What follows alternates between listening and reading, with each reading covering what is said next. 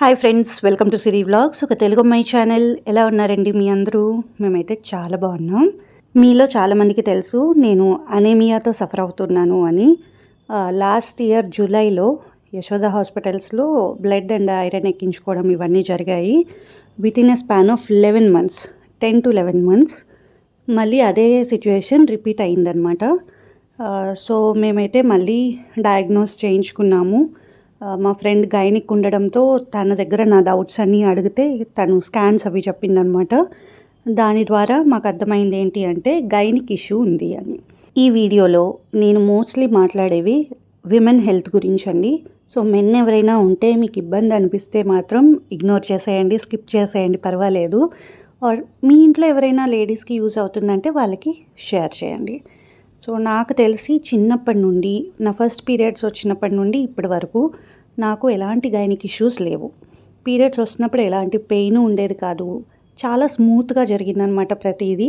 But all of a sudden నేను last September నుండి clots రావడం చూస్తూ ఉన్నాను. హెవీ బ్లీడింగ్ అవుతూ ఉండడం చూస్తూ ఉన్నాను. సో దానివల్ల మళ్ళీ అనెమిక్ కండిషన్స్ రిపీట్ అయ్యాయి. మనం ఫ్యామిలీతో షేర్ చేసినప్పుడు ఏమంటారు, నువ్వు టైంకి సరిగ్గా తినట్లేదు, వేళకు భోజనం చేయాలి, మీ లైఫ్ స్టైల్ సరిగ్గా లేదు అని పేరెంట్స్ అంటారు.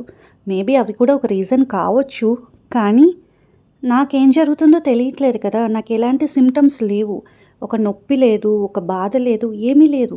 నేను గమనించిందల్లా పీరియడ్స్ అప్పుడు నాకు క్లాట్స్ రావడము, అవి పెద్ద సైజులో ఉండడము, 3 daysలో అయిపోయే పీరియడ్స్ వారం దాటిపోవడము. సో అట్లా అవ్వడం వల్ల పండగలు, ఏదైనా స్పెషల్ అకేషన్స్ ఇవన్నీ మిస్ అయిపోతున్నాను. మీరు గమనిస్తే ఒక 1-2 yearsగా నా ఛానల్లో అసలు పండగ వీడియోలు ఉండవు. ఎందుకంటే పండగలప్పుడు పీరియడ్స్ వచ్చేస్తాయి. ఆ హెవీ ఇది తట్టుకోలేకపోయేదాన్ని. అంత లాంగ్ పీరియడ్స్ ఎందుకుంటున్నాయి ఇవన్నీ అర్థమయ్యేది కాదు. నేను ఎలాంటి పెయిన్ కిల్లర్స్ వేసుకోలేదు, ఎలాంటి మెడిసిన్స్ వేసుకోలేదు. ఏమనుకునేదాన్ని, ఏజ్ పెరిగే కొద్దీ ఇదంతా కామన్ ఏమో, ఇవన్నీ చాలా న్యాచురల్ థింగ్స్, వీటిని యాక్సెప్ట్ చేయాలి మనము అనుకునేదాన్ని.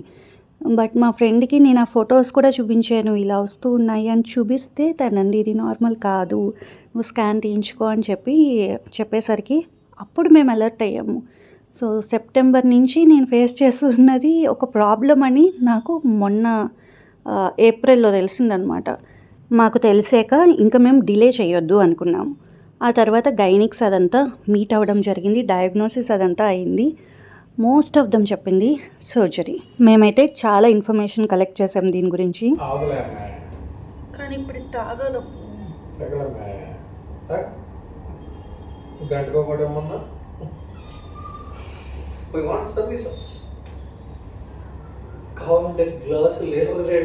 పంచదార కూడా లేదబ్బు.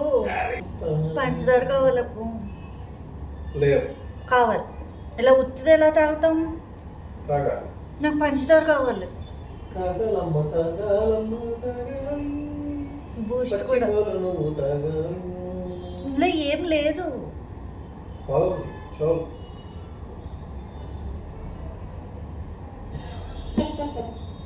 దొరికే నీకు. అంతకుముందు మీరు ఫెర్నాండస్లో నేను ఐరన్ ఎక్కించుకోవడం అది చూసారు కదా.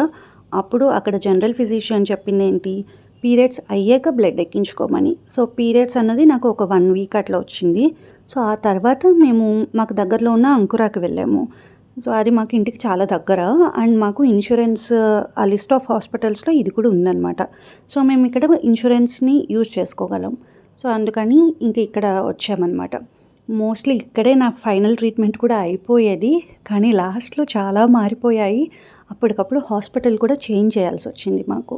సో అన్నీ షెడ్యూల్ అయిపోయాయి, అన్నిటికీ రెడీ అయిపోయాము. ఇంకా రేపు ఫైనల్ ట్రీట్మెంట్ అనంగా అంతా ఆగిపోయిందనమాట, బ్లాంక్ మాకు. సో చాలా ఇన్ఫర్మేషన్ కలెక్ట్ చేసుకుని అన్నిటికీ ప్రిపేర్ అయ్యి అంతా రెడీ చేసుకుని వెళ్ళాలి. ఈసారి నేనైతే అసలు భయపడలేదు. అందరూ కొంచెం టెన్షన్గా ఉన్నారు, బట్ నేను కొంచెం ప్రిపేర్డ్గా ఉన్నాను. ఎందుకంటే నేను ఇంటర్నెట్లో వీటి గురించి చాలా మటుకి చూస్తూ ఉన్నాను, సఫర్ అయిన వాళ్ళ స్టోరీస్ వింటూ ఉన్నాను. సో మెంటల్గా ప్రిపేర్ అయిపోయాను అనమాట. ఇట్లుంటుంది ప్రాసెస్, ఇట్స్ ఓకే అన్నట్టుగా ప్రిపేర్ అయిపోయాను. ఆ స్ట్రాంగ్ విల్ పవర్తోనే ముందుకు వెళ్ళాను అండ్ మోస్ట్లీ నవ్వుతూనే ఉన్నాను. బికాజ్ నా చుట్టూ ఉన్న వాళ్ళని నేను టెన్షన్ పెట్టాలనుకోలేదు. సో మోస్ట్లీ హ్యాపీగా అలా గడిచిపోయిందనమాట. సో ఇక్కడ ఎప్పటికప్పుడు వైటల్స్ అవి చెక్ చేస్తూ ఉంటారు కదా, అంతా బాగానే ఉంది. కాకపోతే డిలే అయింది, చాలా డిలే అయిందండి. వెళ్ళి అడిగావా? టీవీ చూడడానికి వచ్చావా? అప్పుడు ఆ టీవీ రిమోట్ లేదు, సో ఆ టీవీ రిమోట్ అడగడానికి వెళ్ళొచ్చారు. హాస్పిటల్కి వచ్చి దీన్ని బట్టి నీకు ఏం అర్థం అవ్వలేదు? టీవీ ఫ్యాన్ అని అడగందే నర్స్ అయినా టీవీ పెట్టదని. సో అక్కడికి వెళ్ళి అడిగితే టీవీ రిమోట్ ఇస్తామన్నారు. It will come shortly. వాళ్ళు ఏమనుకుంటారు తెలుసా, ఇంత పిక్చర్లు మేము ఎక్కడా చూడలేదు అనుకుంటారు. ఏ రోజంతా నువ్వు టీవీ చూడకుండా ఉంటావా అలాగా? అసలు నేను టీవీ పెడతానా ఇంట్లో? చెప్పు, ఇప్పుడు చెప్పు, దీని ఆన్సర్ చెప్పు. నీ పేరు చెప్పుకొని మేము చూస్తాం.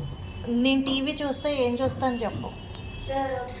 Pokemon, Shin-chan. నో, షిన్చాన్ చూస్తా. కమెంట్స్ పెట్టే వాళ్ళకి ఒక రిక్వెస్ట్, వాళ్ళు రాలేదా వీళ్ళు రాలేదా అని అస్సలు కమెంట్స్ పెట్టకండి. ఎందుకంటే మీకు తెలియదు కదా వాళ్ళు వచ్చారా లేదా అన్నది. నేను ఎంతవరకు తీయగలుగుతున్నానో అంతే తీస్తున్నాను. నేను నా ఏమంటారు ట్రీట్మెంట్ మీద ఫోకస్ చేయాలా, వ్లాగ్ మీద ఫోకస్ చేయాలా?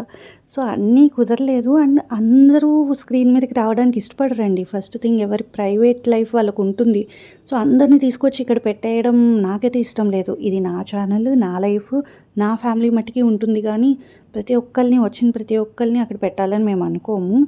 అండ్ ఇంకొకటి, నేను ఎవరికి చెప్పలేదు. ఫస్ట్ థింగ్, ఈ హాస్పిటల్లో జాయిన్ అయ్యాక కూడా నాకు తెలిసి అడ్మిట్ అయిన కొన్ని అవర్స్ తర్వాత నేను నా పేరెంట్స్కి చెప్పాను.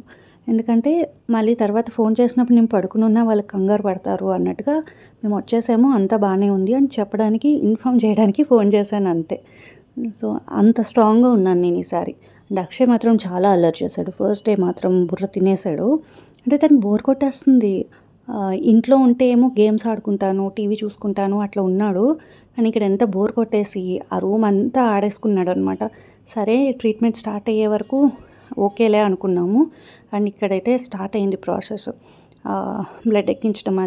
అది కూడా ఈజీగా అవ్వలేదు, చాలా అవర్స్ అయింది. ఒక్క యూనిట్ ఆఫ్ బ్లడ్ ఎక్కించడానికి ఆల్మోస్ట్ 3 hours పడుతుంది. అది నాకు ఇంకా ఎక్కువే టైం పట్టింది. నైట్ 10:30 వరకు అయిందనమాట ఆ ప్రాసెస్. మా అక్షయ్ని కంట్రోల్ చేయడం మాకు పెద్ద టాస్క్ అయింది ఈసారి. చిన్నప్పుడు అసలు ఎప్పుడూ అల్లరి చేయలేదండి. ఇప్పుడు మాత్రం భలే నాటిగా తయారైపోయాడు.